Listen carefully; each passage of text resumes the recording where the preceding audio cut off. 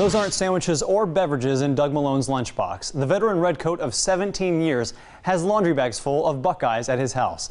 The poisonous nut gets washed in a kiddie pool and brought to Ohio Stadium, where a promise is kept by a son to his father. You're great today. Good luck today, Coach. If you ask Doug Malone, luck isn't a four-leaf clover. Those Buckeyes are lucky. You got to take one. I carry Buckeye in my pocket at all times, yeah. And ever since 2006, every Buckeye carries a Buckeye into Ohio Stadium. Let's get him today, CJ. It was before the 2005 Texas game, and somebody called out and said Coach Fickle needed a lucky Buckeye. And Dad happened to have one, and as he was walking back, he said, you know what, I think I'm going to start handing Buckeyes out to the team. That's exactly what Ron Malone did for a decade, until his death in 2016. Every day I'm here is special, you know, because I can kind of feel Dad's presence. Although he's gone, the mark Ron Malone left endures. During the 2015 season, that last game we saw together, he brought me down and showed me where to stand, where he typically stands, and he pointed to this mark and he said, this is where you need to be. From band members to players and even redcoats, everybody has a place they need to be on game day. Oh, these have a message on them. Once again, the tradition is being passed down to the next generation. Here recently, my daughter decided to attach messages to the Buckeyes. So yeah, we're all totally vested. Vested in the Buckeyes and carrying on his dad's legacy. You know, it's my dad's memory that really drives me more than anything else, because it's something that he started, and it's you know, I kind of look at it like I want to keep it going for him. It was just a very emotional and very satisfying moment for me and my family. A 21-0 season capped off by a state title is worth celebrating. But not for long. Amaya is already back to training this week, with the sessions led by her dad, who's also her coach. Attack it. Boom.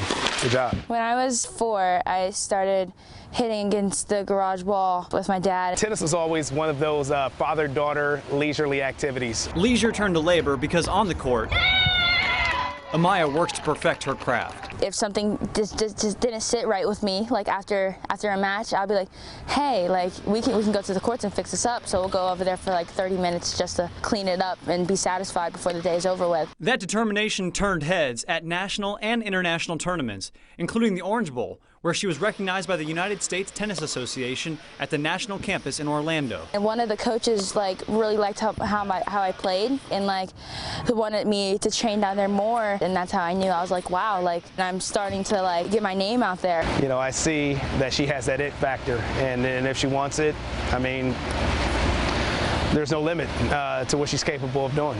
Her handle on Instagram is Amaya Up Next. And up next, she plans on taking the tennis world by storm. I would want to pursue my tennis career becoming pro, and you know, the goal for pro is obviously to be #1. Right now, it's just still taking baby steps. I'm just 14, so it's I gotta build my way up there. Joe Burrow. It was so special. And it will be for a long time. Well, I had tears in my eyes knowing the journey he's been through. Southeast Ohio. He mentioned Athens and southeastern Ohio. It's pretty exciting. It gives all of Athens a sense of pride.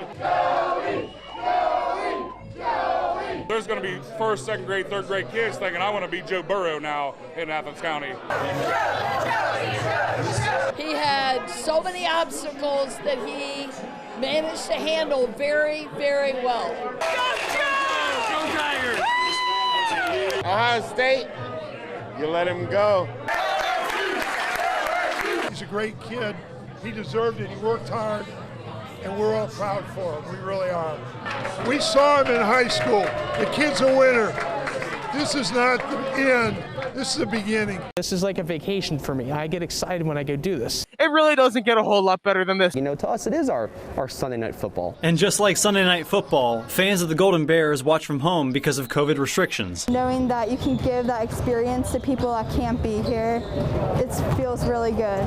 But fans of UA aren't the only ones benefiting from the free live streams. I didn't know how to use any of the equipment, but now I do it with no problems. The best thing I'm getting out of this experience, well, I'd say, is experience. They can win this basketball game. I mean, this is what I want to do in life. And And this only just provides me practice. Here's that momentum shift we were talking about. It was a good opportunity for me to get to know camera work and kind of what happens behind the scenes. That work behind the scenes is what makes it all possible. One thing that people also don't know is the difficulty of working the camera. You gotta do mic tests. Knowing which button to push at the right time. You got to get the live stream going. I think a lot of it is just figuring out how to work with a team together to making it all work. And do you have the master on? Yeah. Okay. The leader of that team is Amanda Fountain, who teaches a broadcasting class at UA and volunteers her time to oversee the program. I absolutely love what I do. It is such a gift to be able to do what I do. And it brings me such joy to see the students coming together. You know, it's this very authentic learning environment, and they have to work as a team. I feel very fortunate. Miss Fountain does basically anything you can imagine. She's a pretty amazing teacher and person all around. She's fantastic at what she does. She does everything for us. We wouldn't be here without her. And without all of them, fans of the Golden Bears would have missed the boys and girls last season inside Jim Hamilton Court. We'll see you in the spring for whatever sport we do next. Thank you for tuning in. She's a superstar. That's how I would describe her. The way she is, man, she lights up every room. While her siblings do their thing on the court, she holds court. She's just living life and loving every minute of it. For AJ's high school game, when they run back to half court, she slaps their hands for 10, 12 minutes of warm-ups. When we go to JC's games, they all come over, give her a hug. She finds a way to do her part. Even if that means giving the refs a piece of her mind. She'll get into it now. She yells at the refs sometimes. She'll yell travel.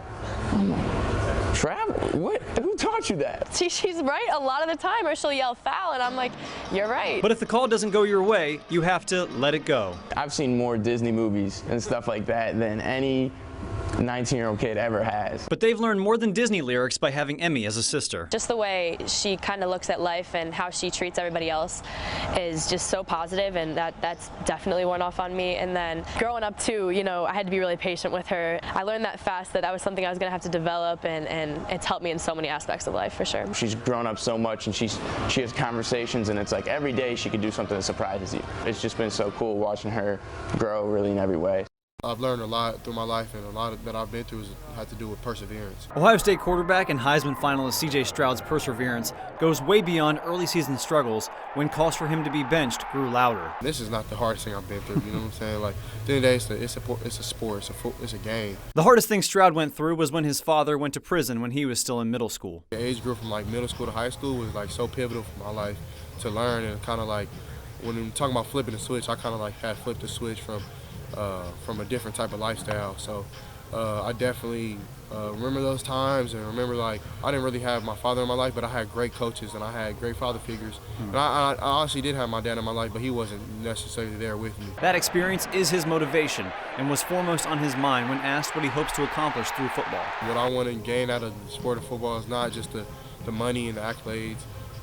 It's really to inspire people, to inspire kids. And so, I don't know, it's a lot of different things I feel like I can teach kids and inspire them to learn. So I feel like that's one of my biggest goals in my life. At 20 years old, he's just a kid himself, but that doesn't mean he lessens his own expectations. My family members, they're like, man, you work too hard.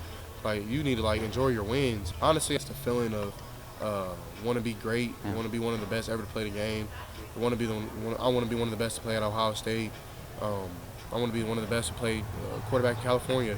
There's a lot of different things, and of course, like, I want to be able to set my family up for life, to live a better life, because at the end of the day, that's kind of really like what we do it for, is to set our family up. So that was like things that kind of like made me like grind so hard.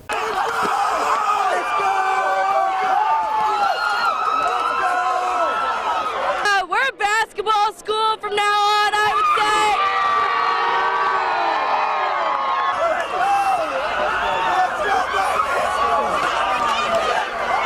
say. You think this only comes with football?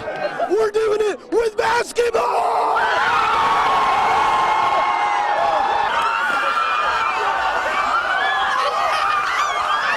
We're going to the Final Four to win it all, baby!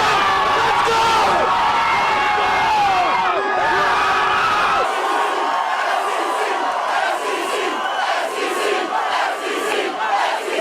Honestly, I just have no words. It's great to be an Auburn Tiger. I mean, look around at this atmosphere.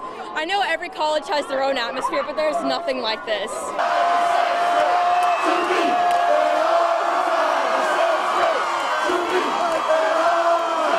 We won it. Unfinished business. We're not done.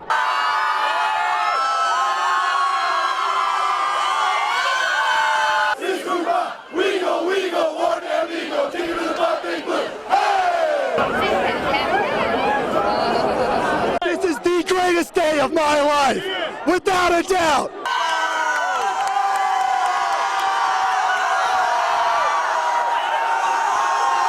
The little train that could, they say it's impossible, then the impossible gets done.